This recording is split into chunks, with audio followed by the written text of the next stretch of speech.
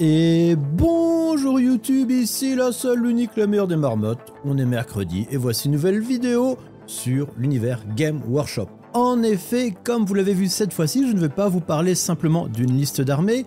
On continuera bien entendu l'aventure de Metz à Atlanta dans une prochaine vidéo qui arrive très bientôt pour vous parler de mon premier tournoi. Il faut d'ailleurs que je le fasse vite parce que mon deuxième tournoi arrive déjà maintenant dans quelques semaines. Évidemment, je vais vous dire de vous abonner, liker, commenter. Et aussi, je veux en profiter pour vous remercier de vos commentaires ultra positifs sur toutes les vidéos qui sont passées récemment. Ça fait vraiment plaisir et j'ai juste envie de vous dire que ça donne plein de courage et plein d'envie de faire un tas de trucs, de voir le soutien que vous apportez. Bref, aujourd'hui, j'ai envie de vous parler de Game Workshop en général et de mes 5 jeux préférés de l'univers de Game Workshop, de ceux qui m'ont le plus marqué, de ceux que j'ai essayé, que j'ai pu jouer étant plus jeune et ceux qui ont un peu forgé mon amour envers l'univers Game Workshop en général. Donc évidemment, je ne vais pas vous parler de Warhammer 40 000 ou de Warhammer Battle, Warhammer Fantasy. Tout ça, quand j'ai commencé la 6ème édition, si je dis pas de bêtises, c'était les hommes lézards contre les Bretoniens. Je me rappelle que j'ai commencé avec cette boîte de base, ou c'était la 5ème, enfin bref, je sais plus, c'était il y a longtemps. Je vais vous parler de jeux non pas moins connus, parce que vous allez forcément en avoir entendu parler si comme moi vous êtes un vieux de la vieille, et que vous avez peut-être commencé le jeu de plateau, tout ça dans les années 90. Et si ce n'est pas le cas, peut-être que je vais vous faire découvrir certaines petites pépites, et que vous pourrez tranquillement en discussion la prochaine fois. Mais oui, je me rappelle bien entendu ce jeu, alors que vous y avez, je me jouais. Et en 5ème position, je vais parler de Warhammer Quest. Alors Warhammer Quest, c'est quoi? Quand j'étais petit, je me rappelle, quand j'allais souvent en vacances avec mon père, il y avait un ami à lui, parce qu'on faisait vraiment ce truc, il y avait les amis des parents, etc., les enfants, tout ça.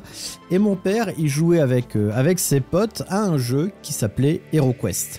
Alors bon, maintenant tout le monde connaît HeroQuest, mais comme HeroQuest, ça remonte. Et oui, ça date de 89, et bon, si on y rejoue maintenant, c'était quand même littéralement, tu lances un dé pour quasiment tout, où il se passe des trucs, mais le petit moi de l'époque, un petit peu biberonné à Tolkien, un petit peu biberonné qui trouvait cet univers fantastique incroyable, et ben j'étais scotché par cet HeroQuest. Pourquoi je vous parle d'HeroQuest? Parce que l'évolution pour moi logique est 100 fois mieux d'HeroQuest, c'est Warhammer Quest. Alors Warhammer Quest, c'est très simple, c'est l'univers de Warhammer Battle, et il y a tout simplement tout dans Warhammer Quest. T'avais des figurines magnifiques, t'avais les portes qui étaient ouf, t'avais les livres de règles, t'avais l'aventure, t'avais tout le bouquin avec la rejouabilité, avec du coup tout ce qui pouvait se passer, t'avais des pièges, les figues étaient très cool, c'était littéralement des figues de battle, même les héros étaient très chouettes. Pour ceux qui connaissent pas, c'était vraiment Warhammer Quest, si tu joues 4 aventuriers qui vont se balader dans un donjon, il va y avoir un tas de maps différentes, tu vas avoir des règles, de la force, de l'endurance, les combats ça va quand même des jets de dés, mais en fait la rejouabilité était vraiment dingue. Il y avait énormément de trucs qui étaient possibles sur le jeu. En plus, forcément, qui dit Game Workshop dit que, évidemment, ils ont sorti derrière des milliards de DLC supplémentaires où tu avais des Chaos Warriors, où tu avais le nain tueur de trolls. Je crois que tu avais un chevalier bretonien, à pied forcément, puisque le cheval ça passe pas trop dans le donjon. Enfin, je me rappelle aussi que tu avais un truc qui s'appelait Catacombes de la Terreur. Enfin, tu avais plein de compléments, tu avais énormément de choses qui ont été mis en plus dans le jeu. Et en fait, c'était juste ultra complet. Donc voilà, après c'était vraiment classique, tu commençais, tu connaissais que ta case de départ, après tu passais, t'ouvrais des portes, il y avait des pièges, je passais des trucs. Honnêtement, on va pas se mentir, pour moi l'évolution de Warhammer Quest, c'est tout simplement Gloomhaven. Et du coup, si vous avez joué à Gloomhaven, voilà. Pour moi, c'est vraiment, si je devais faire mon trio de dungeon crawler comme ça, avec le côté immersif, rejouable et tout, HeroQuest, Warhammer Quest et Gloomhaven. Ne parlons pas de Frosthaven s'il vous plaît. Donc tout ça, vraiment, c'est le kiff et tout ça, vraiment, c'est vraiment un jeu qui m'a fait, je vais pas vous mentir, c'est un jeu qui m'a fait aimer les jeux de plateau. HeroQuest est plutôt encore après Warhammer Quest, ça m'a vraiment fait aimer les board games à une époque où Warhammer Quest c'était fin 90, 98, 99 je crois, à l'époque où les colons de Catan venaient de sortir, à l'époque où on avait un peu grosso modo les colons de Catan et Carcassonne, et en fait là voilà, j'avais un jeu de plateau qui était pas chiant, qui était pas le Monopoly, qui était pas le Bonne-Paye, qui était pas Hotel, qui était pas tous ces jeux qui sont cool quand t'es un petit peu jeune, mais dès que tu commences à avoir la quinzaine, t'es en mode on se fait chier un peu. J'ai découvert ça Warhammer Quest en même temps que Magic, j'ai un peu fait les deux en même temps et du coup pour moi ça a été un banger de l'infini. En quatrième position, un jeu débile, et je pense que j'y rejouerai maintenant, je serais déçu, mais un jeu que j'avais trouvé incroyablement stylé à l'époque, c'est Gorka Morka. Alors Gorka Morka c'est extrêmement débile, c'est des bandes d'orques qui combattent les uns contre les autres, nous sommes des orques, nous combattons, on a des petites bandes d'orques comme ça avec des véhicules, du coup tu vas créer tes capacités, tu vas créer tes armes, et du coup tu vas être sur un terrain un peu à la... Vraiment, en fait Gorka Morka c'est pas compliqué, c'est Mad Max version orc. Mais en fait, ce qui est également cool, c'est que à la différence d'un Mad Max, comme c'était des orques, et ben c'était full RNG. Du coup en fait c'était extrêmement chaotique, très fun, c'était vraiment du Game Workshop, l'essence même de la RNG de Game Workshop. Genre, tu faisais tes orques, mais à un moment donné, en fait, comme c'est des orques, ça pouvait mal se passer, pouvait faire n'importe quoi.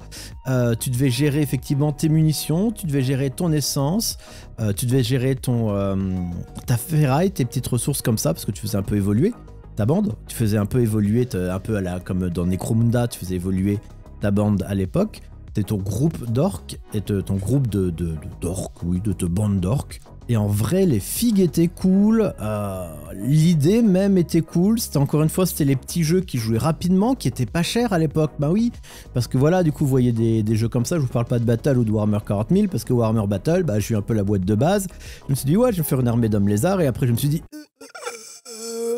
mon argent, papa, maman, donnez-moi plus d'argent de poche pour acheter des figurines. Non, évidemment. Donc, un jeu comme Warhammer Quest, comme Gorka Morka, c'était deux gameplays complètement différents, de gameplay qui n'avaient rien à voir du tout, qui sont sortis d'ailleurs à peu près à la même époque, ou à fin 90.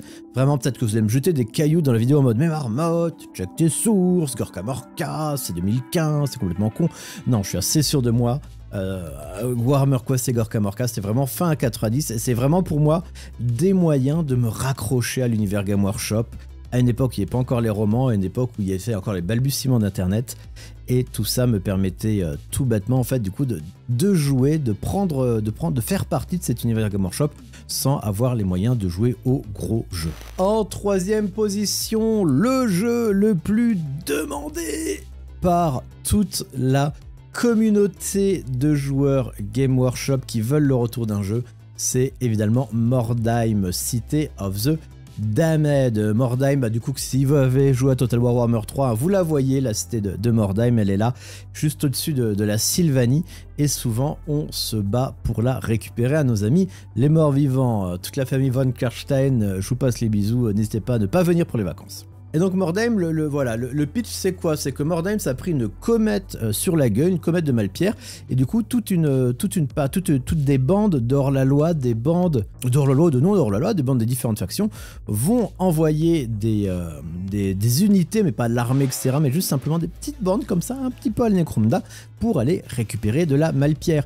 On est sur un jeu évolutif, comme Gorka Morka, comme Necromunda, on est sur un jeu où du coup vous allez faire votre bande de départ, puis du coup en fonction il va y avoir des blessures, et certains de vos bonhommes vont perdre un mouvement, d'autres vont gagner des trucs, et forcément qui dit Malpierre dit potentielle mutation, bien évidemment. Je me rappelle qu'il y avait des décors dedans en carton, comme carton, ouais je crois que c'était vraiment en carton, que tu pouvais monter pour faire un terrain un peu modulatoire, oui bien sûr, modulaire, comme dans la première extension de Necromunda que j'avais également fait avec un pote au collège. Et ça rendait le jeu ultra sympathique. T'avais encore une fois, vraiment, c'était l'équivalent de Necromunda en version Battle. J'avoue que je ne sais toujours pas pourquoi ils l'ont arrêté. Il y a une version d'ailleurs Steam qui est sortie depuis, mais qui est pas incroyable. Un petit peu d'ailleurs comme Warhammer Quest. D'ailleurs, il y a aussi une version Steam de Warhammer Quest qui est sortie et qui est pas folle. D'ailleurs, il y a aussi également une version Steam du deuxième jeu que je vous présente après qui est sortie. Qui est pas folle non plus, je vais pas vous mentir, hein, qui est pas folle non plus. Gorka Morka, j'ai pas de check, mais je pense pas. Je pense que j'en aurais dû parler s'il y avait une version en ligne de Gorka Morka. Mais dedans, il y avait absolument tout. Pour moi, le jeu est un classique.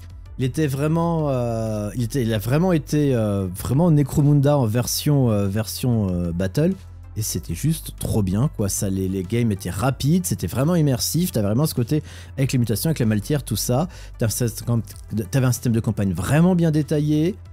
Ouais, bah, c'était cool. Les règles étaient vraiment sympas. Comme Necromundas, du coup, comme tu avais des petites bandes, c'était vraiment des règles très beaucoup plus fines et beaucoup plus gestion de personnages. Un petit peu plus qu'on trouvait à la jeu de rôle, à un Donjon et Dragon ou un Warhammer en jeu de rôle. Ce qu'on avait là est très loin de ce qu'on avait habituellement pour juste du Warhammer Battle, qui était juste gros groupe contre gros groupe à l'époque. C'est l'époque de Warhammer Battle où c'était vraiment tas d'unités contre tas d'unités. 80 gobelins contre 20 chevaliers bretoniens, on avance dedans. Et là, t'avais le côté où tu personnalisais tes figurines, tu t'y attachais, et en plus, on va pas se mentir, le jeu permettait en mode, ben voilà, ton chef de bande, il a été assez loin, machin, ton orc, certes, il a perdu un pied, il a gagné une troisième main pour avoir une troisième hache, et ben du coup, ta figurine que tu t'es un peu customisée et tout, bah tu vas la prendre, tu vas la mettre dans ton armée de Warhammer Battle. Et ça, c'était extrêmement chouette. C'est déjà ce qu'on pouvait faire avec Necromunda, et c'était également ce qui était possible de faire là, avec Warhammer, avec du coup ce Mordheim. Et moi, ça a été vraiment un coup de cœur, ce Mordheim que j'ai vraiment surkiffé. Il a eu une extension, je ne sais plus. Je sais qu'il y a eu pas mal de filles qui étaient sorties sur Mordheim, mais je me rappelle plus également de toutes. T'avais des classiques, hein, évidemment. Alors là, c'est ma mémoire qui parle, parce que j'étais en train de chercher sur Google, mais c'était chaud. Patate, c'est chaud patate de retrouver parce qu'on retrouve que le jeu vidéo. T'avais les morts vivants, c'est sûr, des orques, c'est évident. T'avais forcément des cultistes. T'avais tellement de choses. Des inquisiteurs, évidemment, des Skaven, bien sûr, pas besoin d'en parler. Des Skaven, hein, évidemment, ça, et qui dit mal pire, des Skaven. Enfin, t'avais toutes les. Puis en plus, dans ma tête, il y avait les nains, évidemment. En plus, dans ma tête, je confonds un peu Mordheim et Blood Bowl, que j'adore également, mais le truc, c'est que Blood Bowl existe encore, donc je vais pas vous parler dans cette vidéo. Et oui, vu qu'on ne parle que des jeux morts, hein, vous avez bien compris. Et du coup, dans ma tête, il y a un petit peu un mix entre qu'est-ce qui était dans Blood Bowl, qu'est-ce qui était dans Mordheim. Il n'y avait pas d'Amazon dans Mordheim, ça c'est sûr. Non, il n'y avait pas d'Amazon. Et à l'époque, non, il n'y avait pas d'Amazon. Enfin bref, peut-être des nains du chaos. En gros, toutes les factions de Warhammer Battle avaient leur faction dans Mordheim. Et donc, ultra cool, ultra chill, ultra bien et ultra validé. Ensuite, en deuxième position, Manowar. Ne jouez pas la version Steam, s'il vous plaît. Alors, Manowar, j'ai adoré. J'ai adoré, encore une fois, c'est merci le daron, hein, parce que j'étais trop jeune pour découvrir ça, mais Manowar, du coup, c'est littéralement sur l'eau. Hein, de toute façon, vous voyez à la couverture la bagarre. Donc, en fait, on a eu tout simplement, c'était des bagarres navales, c'était des batailles navales. Et du coup, moi, c'était vraiment mon époque où je kiffais l'Antiquité, où je kiffais la mythologie, où je découvrais un petit peu tout ce qui est Tolkien, Fantasy, et j'ai plongé dedans sans mauvais jeu de mots. T'avais du coup, c'est là qu'il y avait les arches noires des elfes noirs. C'est là que t'as eu du coup, t'avais les nains là, t'avais leurs bateaux à roues, t'avais les bateaux impériaux, t'avais les bateaux orques, t'avais les bateaux du chaos, t'avais les bateaux elfiques. T'as eu du coup derrière des DLC avec du coup Plague Fleet pour avoir, si ma mémoire est bonne, du coup c'était les Flockskaven et peut-être même de Nurgle, j'ai un petit doute. Enfin du coup après t'as eu des extensions avec des monstres marins et du coup tu devais gérer vraiment le vent. En fait c'était trop bien parce que c'était simple. Oui, c'était un jeu Game Workshop simple en mode, du coup, tu te déplaces, tu tires et tu peux aborder et prôner. Mais en plus, t'avais la gestion du vent, t'avais du coup le côté où du coup, tes armes tiraient que certains côtés en fonction. Donc du coup, tu devais gérer avec le vent, comment ça se passait. Les miniatures étaient ultra stylées pour l'époque. T'avais un tas de règles, t'avais la magie également, de la magie Laval qui était créée. Comme je dis, il y avait des monstres qui pouvaient arriver. Enfin, genre là, vous voyez un petit peu ce qu'il y avait comme figurines. T'avais aussi un peu des trucs volants qui ont été rajoutés plus tard, j'avais totalement oublié. Enfin, t'avais effectivement Plague Fleet, c'était bien avec les amis de Nurgle et les zombies et tout. Enfin, genre, c'était juste beaucoup trop bien. Il y avait les petits décors, tu mettais ta petite table bleue, puis avec tes petits décors. Oh, rien que je revois ça, j'aimerais tellement remettre la main dessus, mais maintenant c'est devenu hors de prix. La dernière fois que j'avais quelqu'un qui m'en a parlé, il m'a dit oui, Marmotte, pour 700 balles, le jeu de base, les 2 DLC. J'ai fait, on va rester dans les souvenirs, peut-être qu'un jour je pourrais me permettre de les trouver. Peut-être un jour que vous aurez le droit à un rapport de bataille Manowar du plaisir. Uniquement simplement pour le n'importe quoi et pour le bonheur. Mais ouais, Manowar ça a vraiment été... J'ai toujours eu une passion pour les combats maritimes, mais que de l'Antiquité. Hein. Dès qu'il y a des canons, dès que c'est la Seconde Guerre mondiale, ça me fait souvent chier. Mais en fait, le côté Antiquité fantastique comme ça, et finalement, c'est un jeu où, à part Manowar, du Battlefleet Gothic Armada d'ailleurs, qui par contre, le jeu vidéo est excellent de Tindalos. Les mecs qui ont fait Alien Dark Descent, qui est aussi excellent, une boîte parisienne, vraiment tout leur jeu, je le kiffe. Donc du coup, t'avais T'as quand même dans Warhammer 40 000, t'as eu Battlefield Gothic Armada qui est sorti et qui était vraiment extrêmement stylé, mais là donc c'est moins grave parce que comme l'adaptation en jeu vidéo est tellement cool et tellement proche du jeu, tout ça avec les forteresses noires, c'est trop bien. Mais voilà, sur Manowar, t'as eu ça, t'as un petit peu une revie, c'est un petit peu revécu avec Dreadfleet qui est sorti beaucoup plus tard. Et qui était effectivement magnifique également en termes de figurines. Par contre, les figurines de Dreadfleet étaient vraiment magnifiques. Ça a ramené d'ailleurs Dreadfleet certains petits amis que vous retrouvez maintenant chez les vampires dans Total War Warhammer, parce que c'était Dreadfleet, c'était des combats de pirates. Donc la prochaine fois que vous jouerez Code Vampire et que vous direz mais qui c'était tout cela, et ben vous direz bien mais venez tous de Dreadfleet. Donc voilà, t'as eu un petit peu un revival avec Dreadfleet, mais Dreadfleet, si je dis pas d'ânerie, bah t'as eu Dreadfleet qui est sorti et basta. Ça s'est terminé, genre le jeu est sorti et puis c'est tout.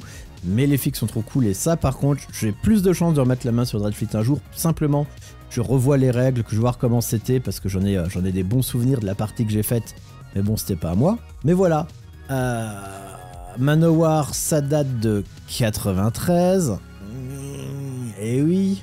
Dreadfleet ça date de 2011, mais si ma mémoire est bonne, voilà quoi, il n'y a pas eu grand chose. Et donc ça remonte maintenant, et c'est vrai qu'il y a peu de chances qu'un jeu comme Manowar revienne, mais voilà, dans mon petit cœur de quarantenaire, Manowar il sera toujours une place à part.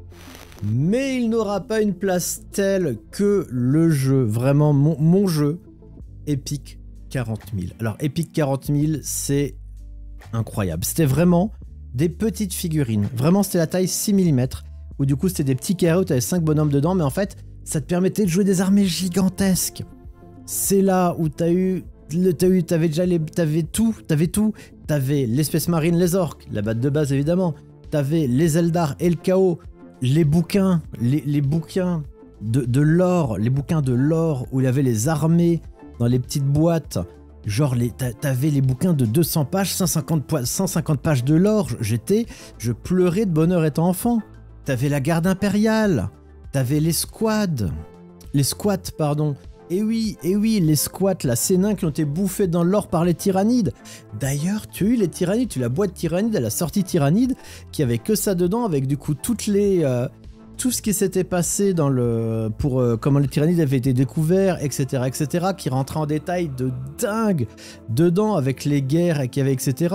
Honnêtement, j'ai vu aucune vidéo être aussi précise, aussi détaillée que ce bouquin sur les tyrannides qui les ont mis en place avec des unités qui sont plus jamais entendues parler après. Il y avait quand même une unité tyrannide qui est un peu la boss, une sorte de demi-titan, parce que tu avais déjà les gros titans maintenant, qui s'appelait la Dominatrix, qui était à la tête des flottes tyrannides. Mais tu as vu, déjà les Lictor, les Genestealer, les Carnifex, je suis tombé amoureux de cette unité. C'est parce que je parle de la Dominatrix. Amoureux de ces unités grâce à ce jeu. Honnêtement, les squats avec leur train qui faisait chouchou, qui était incroyable, leur train gigantesque avec leur canon d'une taille fabuleuse qui était n'importe quoi. T'as eu en plus dans Epic 40 000, t'as eu Titan Légion. Titan Légion, ça a amené les Imperators, ces titans gigantesques qu'on ne retrouve même plus. Parce que du coup, maintenant, il n'y a que des Warlords maximum de Warhammer 40 000, les titans Imperators qu'on ne retrouve plus dans aucun autre jeu maintenant, qui sont même pas sortis à la Légion Imperialis. Ils étaient là, pareil avec les Mecha, Kargan, Orcs, ils étaient là. Et il y avait tout, et du coup, tu avais un système. En plus, le combat, je me rappelle, tu avais un système où tu mettais des petites pastilles, tout le monde mettait ses pastilles, où tu avais mouvement, tir, tu avais charge, et du coup, après, hop, on les révélait toutes, puis c'était chacun son tour. C'était en plus un jeu où c'était pas un joue un tour, un autre joue un tour. C'était hop, à toi, hop, à moi, hop, je bouge ça, je bouge ça. C'était vachement réponse, etc. Du coup, forcément, tu avais des dés pour les dégâts, etc. Mais j'en ai un souvenir. Vraiment, je pourrais vous en parler pendant des heures de mon armée KO là, avec des Magnus incroyables. Oui, c'était Magnus à l'époque. Il a changé. C'était fou. Vraiment, c'était fou. Je me rappelle encore de quand mon père m'a peint un titan Eldar. Je pense que selon les critères maintenant, ce titan Eldar, ce serait un battle ready. Parce que je me rappelle, il y avait du jaune, du bleu.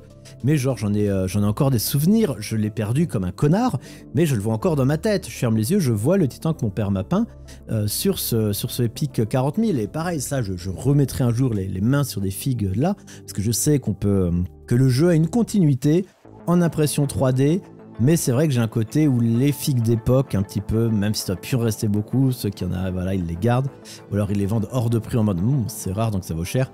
Bah non, si personne te les achète, c'est que ça vaut pas beaucoup cher en fait. C'est le côté, t'as pas envie de les vendre. Du coup, voilà, tu dis ouais, si un con, mais non.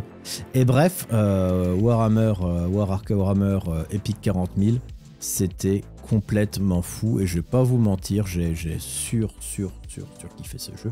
Et encore maintenant, j'en ai des souvenirs incroyables d'un pote que j'ai perdu de vue depuis, avec qui on se faisait des parties tous les mois.